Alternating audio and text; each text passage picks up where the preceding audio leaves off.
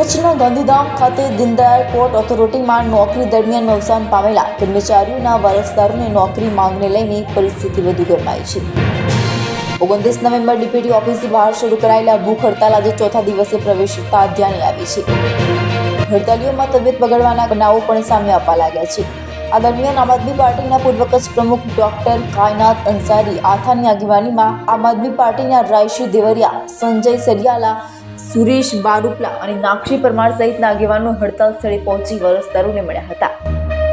Doctor અંસારીએ જણાવ્યું કે અનેક રજૂઆતો છતાં પોર્ટ પ્રશાસને અત્યાર સુધી માત્ર 17 લોકોને જ નોકરી આપી છે, જ્યારે 440થી વધુ પરિવારોને વર્ષોથી ન્યાયની રાહ જોઈ રહ્યા છે। બહારથી લોકોને નોકરી આપવામાં આવે છે તો સ્થાનિક કર્મચારીઓના વારસદારોને અવગણવામાં આવી રહ્યા છે તેવા ગંભીર આક્ષેપો તેમણે કર્યા હતા। 4 દિવસથી ચાલતી હડતાલ દરમિયાન એક મહિલાની તબિયત બગડતા તેને હોસ્પિટલ ખસેડવી પડી હતી। આમ આદમી પાર્ટીએ વારસદારોની માંગણીઓને યોગ્ય અને વ્યાજબી ગણાવી પ્રશાસનને તાત્કાલિક નિર્ણય લેવા અપીલ કરી છે। સાથે જ નિરાકરણ ન મળે ત્યાં સુધી આંદોલનને સંપૂર્ણ સમર્થન આપવાની જાહેરાત પણ કરી દીધી છે।